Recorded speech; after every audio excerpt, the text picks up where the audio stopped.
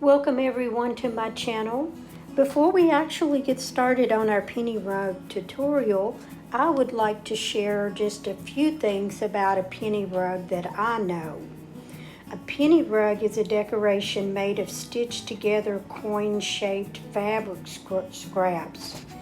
And in the 1800s, starting around the time of the Civil War, thrifty homemakers would use scraps of wool or felted wool from old clothing, blankets, or hats to create designs for mats or rugs. Using coins as templates, they created the circles, and each circle was then stitched in with a blanket stitch fashion, and thus that gave the name of penny rug. Sometimes the mats or rugs were backed with old burlap bags or feed sacks. Sometimes a penny was stitched inside the mat to make it lie flat, which is what you will see in my penny rug tutorial today. I love to place the pennies in it. Penny rugs are not actual rugs for the floor, but decorative coverings for beds, tables, and dressers and mantles. Sometimes they're used as wall hangings or pillows.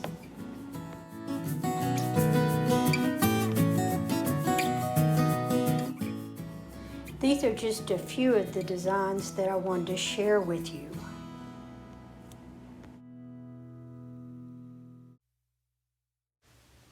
I want to share with you some of the wool felt fabric that you may find out there on the market. This is the type of felt that you may find at Walmart, Hobby Lobby, any of your craft stores. It is a little bit on the thinner side. I think it's like 80-20% of felt. So you can find those in various colors along with the floss. You can find that at any of the craft stores. I bought this online.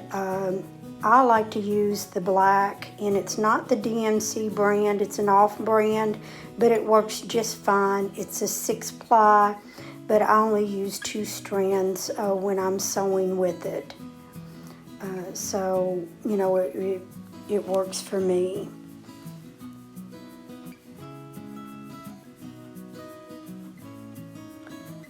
Also, you may find some of these wool packs. I think you can find these on Etsy, eBay, maybe Amazon. I'm not sure about Amazon. This is a little bit thicker wool, but very pretty shades and colors. So, you know, you can buy that out there if you like.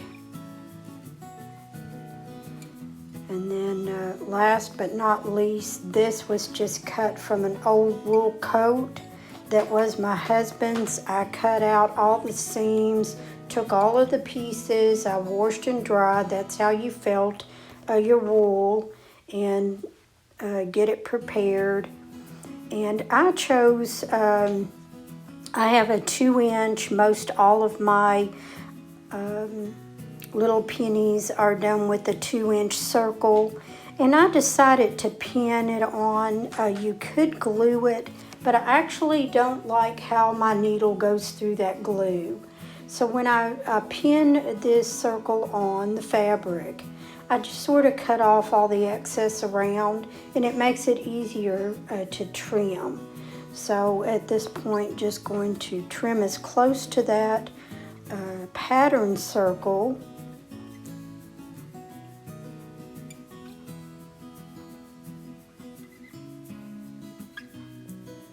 Just trim it all the way around.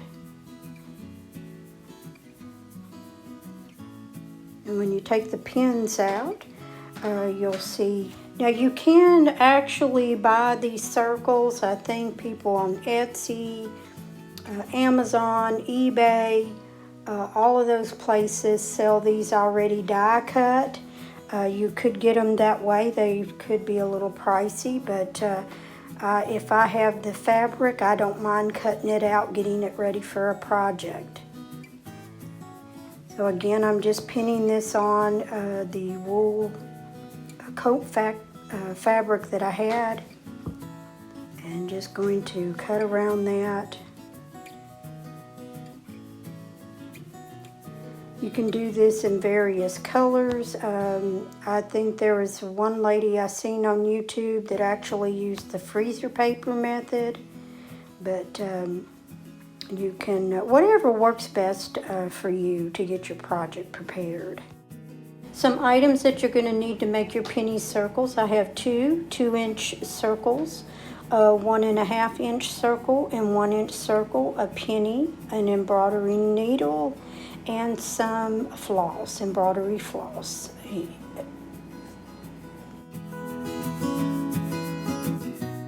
I use one of the 2-inch circles to cover the bottom. You can see how neat that looks. You can make these penny circles any size you want. Here I'm showing you just some various colors, some various shapes. Of course, like I said, most of all of my pennies are 2 inches, but you can see some have a little bit bigger circle in the middle. I'm not particular about my stitch. It is a homemade item, and because it is handcrafted, I like it to look that way. So I'm not particular about my stitching on these pennies.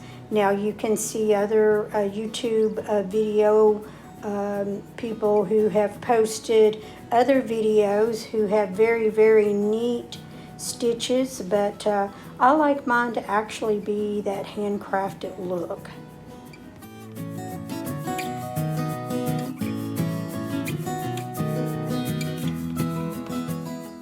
Okay, now we're going to get started on our first penny. We're going to take our 1-inch circle and we are going to blanket stitch that circle onto the 1.5-inch circle. If you're not quite sure how to do a blanket stitch, and my video is a little bit hard to see, you can actually Google or go to YouTube and it will give you a step-by-step on how to do that. But you're actually going to run your needle with the thread looped behind it each time you pull that up. You're going to put the thread out of the way. You're going to find where you're going to put your next stitch, right beside that one. And that's going in the 1-inch circle. Just to the top of the 1-inch circle, you're going to pull that through and make sure that your thread is behind the needle. And you're going to pull that through. And that is a blanket stitch. And you're going to do that all the way around on the 1-inch circle.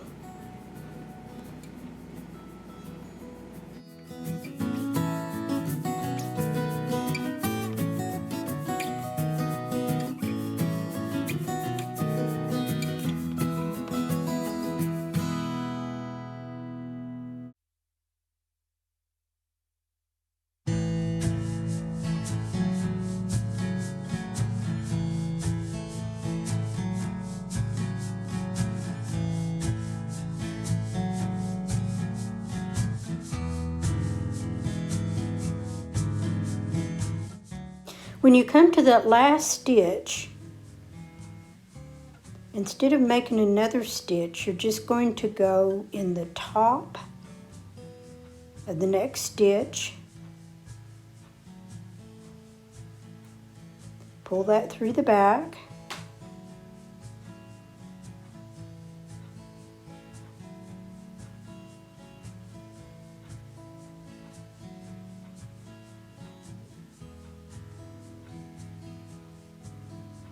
and then I just thread over a couple of times to keep my stitch secure. And then we're going to get ready for the next step. Okay, just trim that thread off. And here we're going to compare with one that's already finished. See how it looks.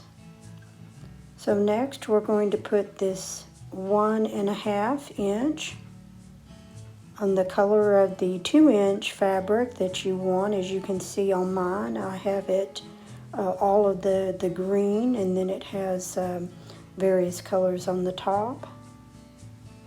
Looks like the thread, I have enough to do the next round, so I'll go ahead and use that. Again, we're going to do the very blanket stitch as we started with on the 1 inch to the 1.5 inch.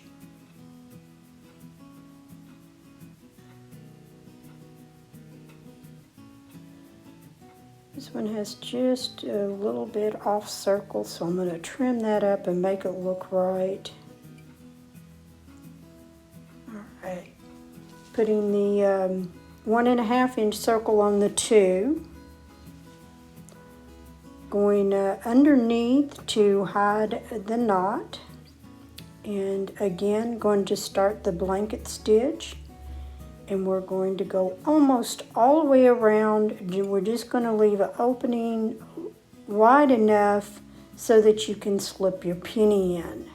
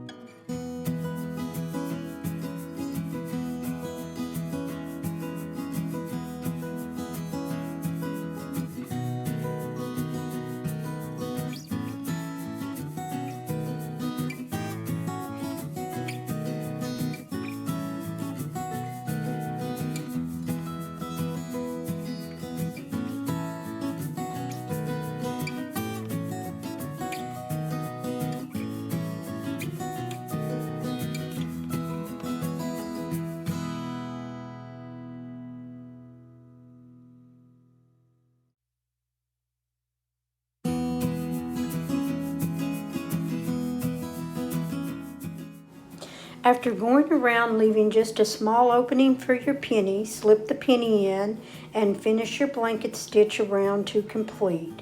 And then again, just tie your thread off on the back. I just do a couple of loops just to secure the thread. And there you have applied your penny in your penny coin. So now that you have the top done, I don't like just the way that the thread shows on the bottom, so I like to apply a bottom piece which will look real neat as well. So whatever color, usually a uniform color on all of the bottoms, and you'll see that at the end of the video. Again, we're just going to do a blanket stitch on this. So going to separate my thread here. I use 2 strands. Just take that and gently pull it apart. Usually comes apart pretty easy. Sometimes it does get a little tangled. Just cut it and just move on with your project.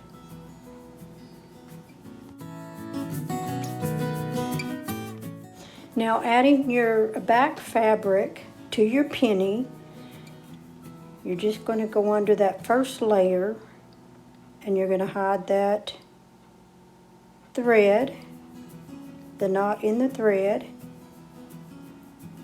And again, this is going to be a blanket stitch all the way around, going through all pieces of fabric. Just keeping your thread behind the needle.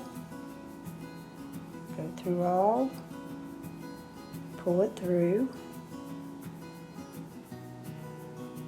Go about 1/4 of an inch away. Go through all 2 pieces of your penny wool. Thread behind the needle and just pull to the top. And you're going to do this all the way around, and that will complete one penny.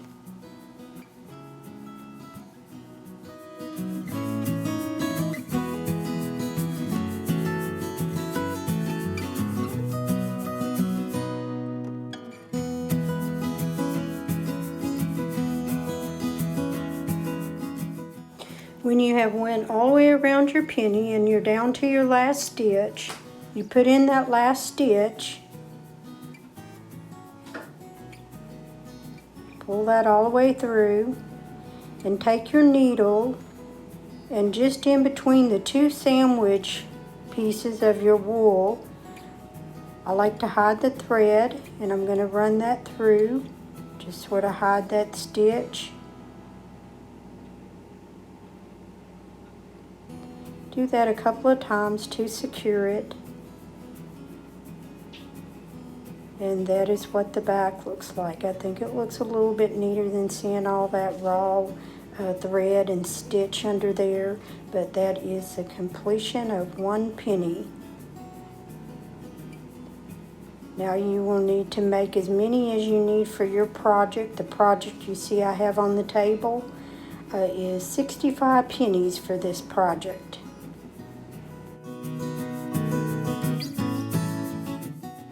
Okay, now you ask how you're going to put all your pennies together once you get your pattern laid out.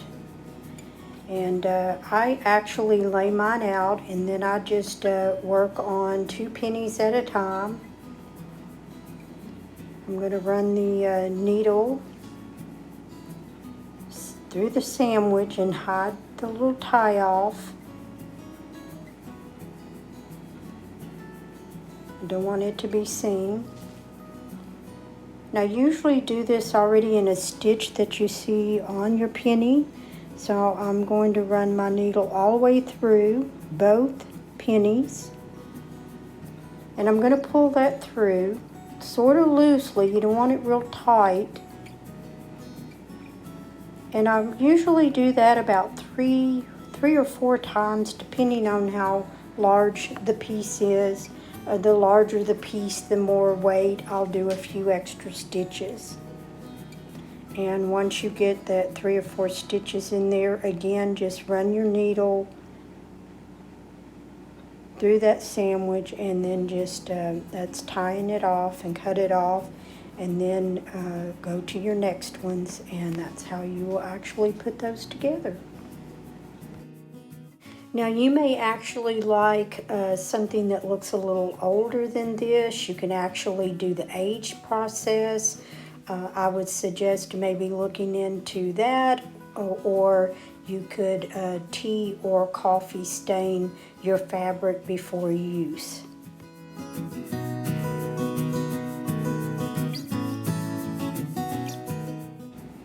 As you can see, there's many ways you can lay your pattern out in any way, small, large.